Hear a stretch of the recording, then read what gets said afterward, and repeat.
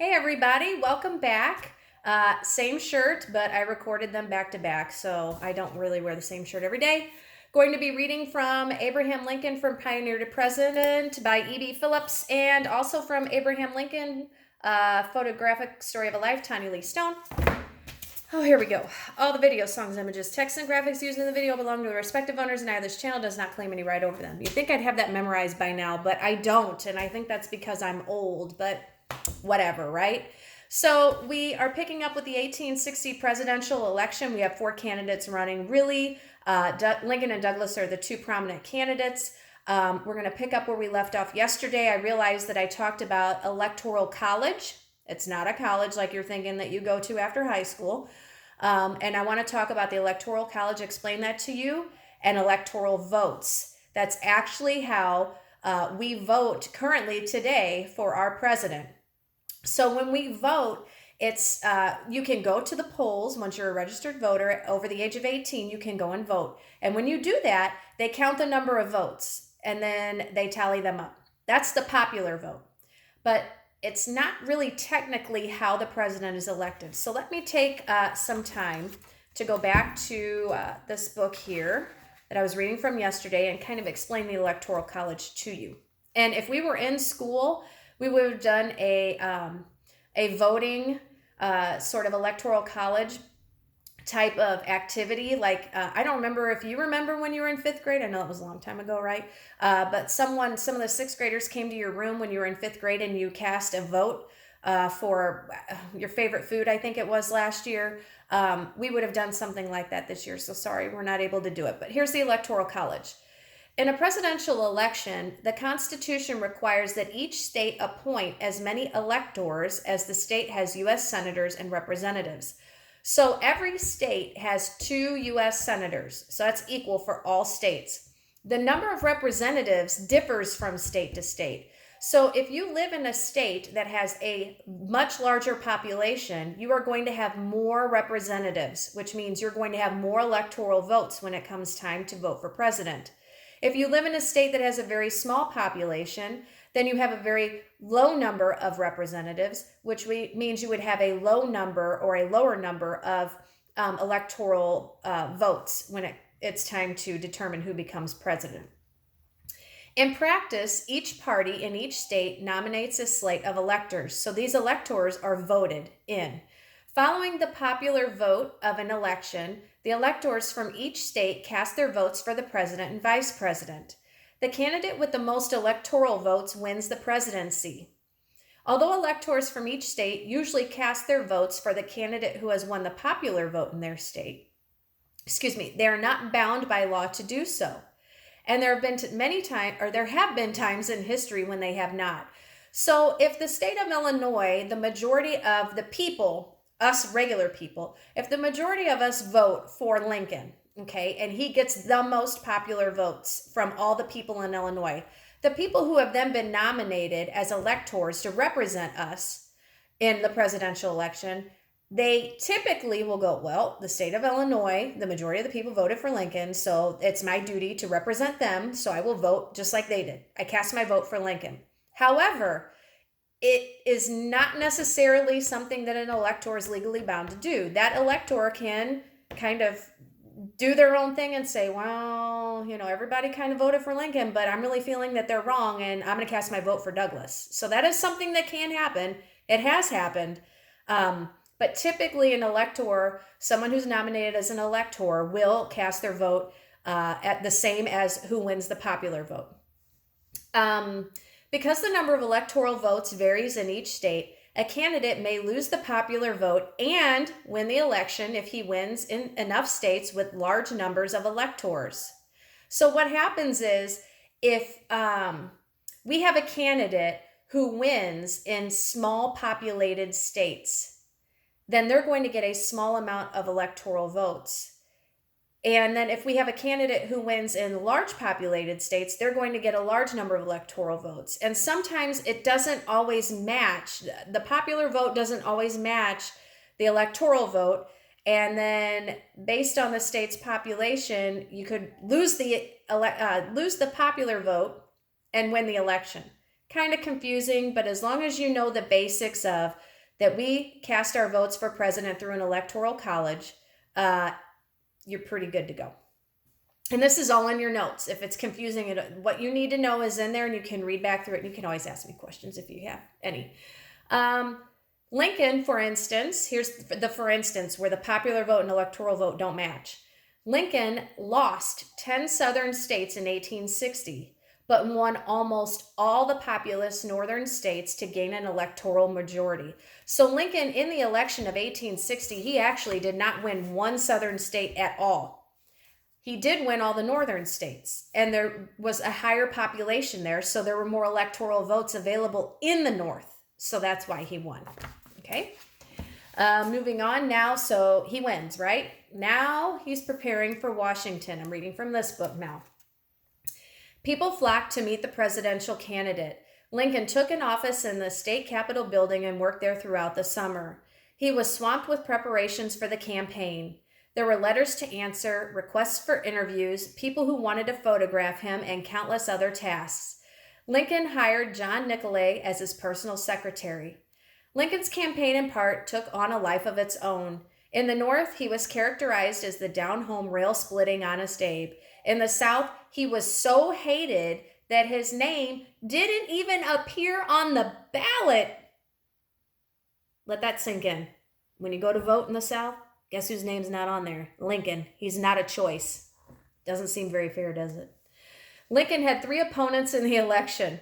The Democrats, now divided, had chosen 2 candidates, Douglas and John C. Breckinridge. A 4th candidate, John Bell, was put forth by the Constitutional Union Party. With no formal education and no real experience administrating a government, Lincoln won the presidential election in November without one vote from the South. You can't be voted for in the South if your name's not on the ballot. That's why he lost all of the southern states. The South was furious. The Dallas Herald wrote, "The evil days are upon us." The Augusta Constitutionalist ominously reported, "The South should arm at once." Meanwhile, Mary, we haven't talked about her in a while. We would have talked more about her if we were at school. Mary was enjoying the excitement and prospect of becoming First Lady. And she wanted a new wardrobe. Imagine that.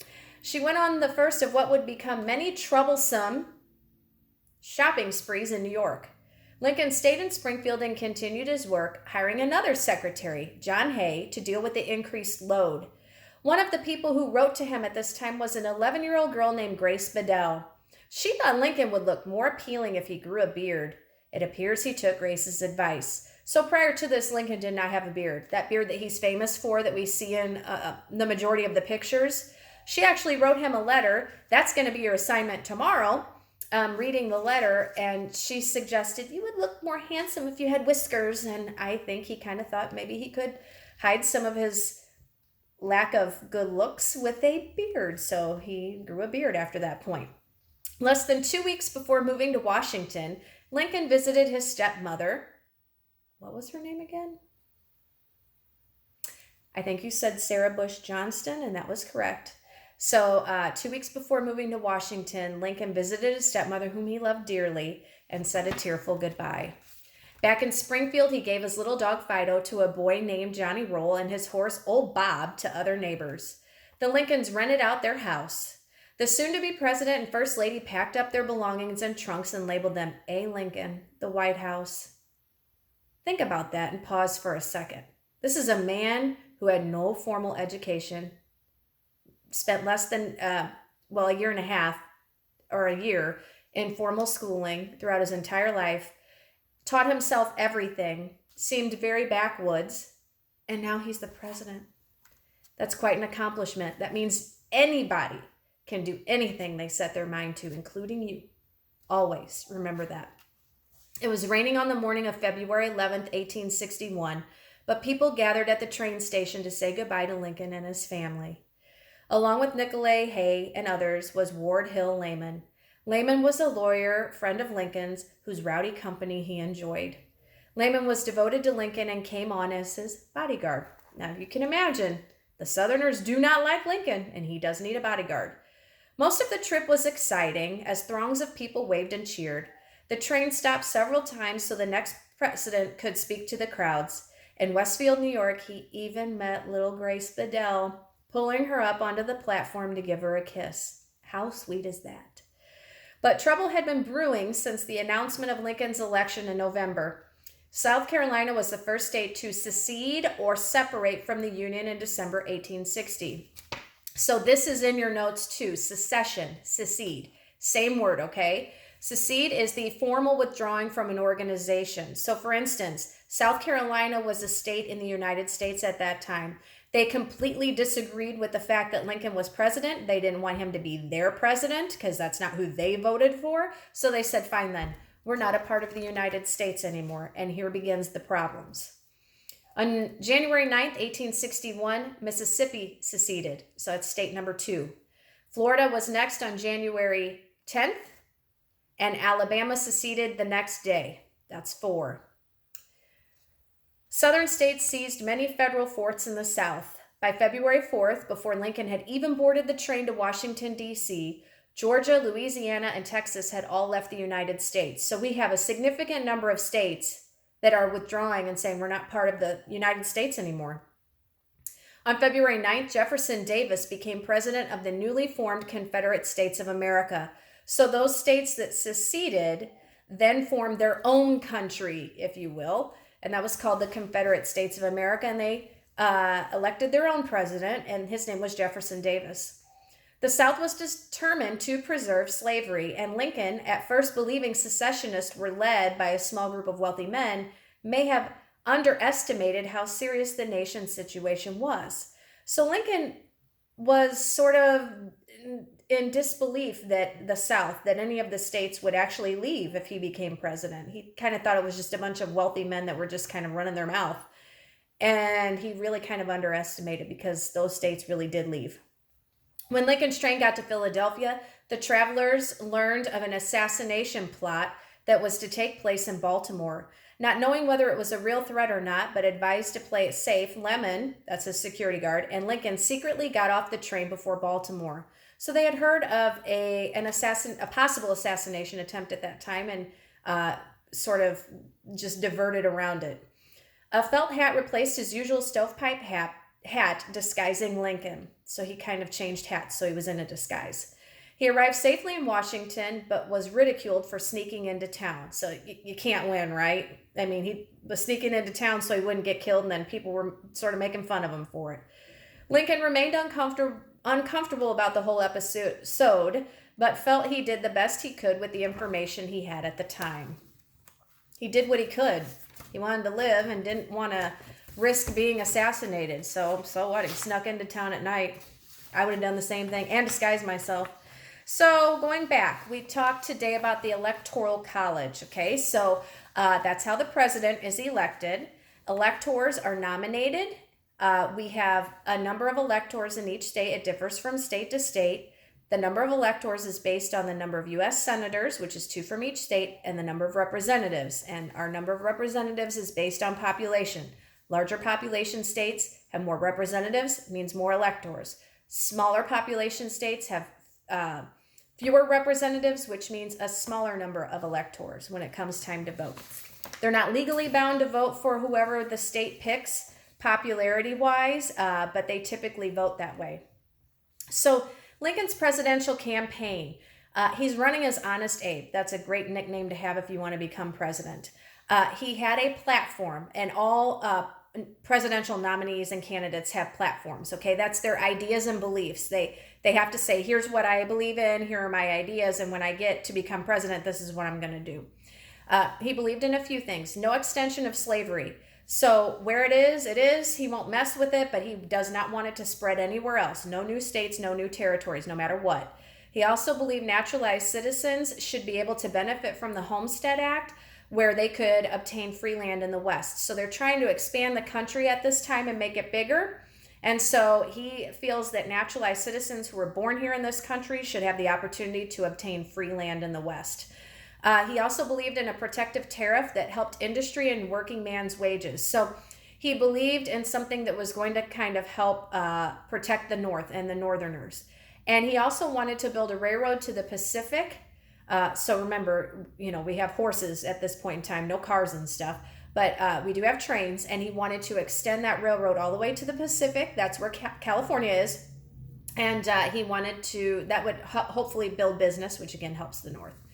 The Southern Democrats, okay, so we talked about Southern Democrats. That was John Breckinridge, and he opposed every one of those ideas. So we've got Southern states threatening to leave the country, and that did happen. We had several states who said, we're not part of the United States anymore. Lincoln is not our president. We're going to form our own country and elect our own president. And that was Jefferson Davis. Lincoln really did not think that that really truly was going to happen, that those states would end up leaving the country, but they did. And as we talked about before, Lincoln's name did not appear on the ballot in the South during the election. So that was a lot. 2 days worth. Tomorrow you will have an assignment based on Grace Bedell's letter that she writes to Lincoln about growing a beard so that he would look more handsome. And we'll kind of go from there. Again, as Lincoln has done, he did anything he set his mind to, and that's a positive thing to take from today's lesson, because you are the same. You can do anything that you set your mind to. I 100% believe in every single one of you. And if you ever need any assistance in any way, anywhere along the line, if you need any assistance this year, next year, you want to come back and say hi, or when you become famous and you're on TV and you're like, man, I get to get up and tell the whole world something, don't forget me. Give me a shout out, because I believe in you. All right, guys, I will talk to you soon. Bye.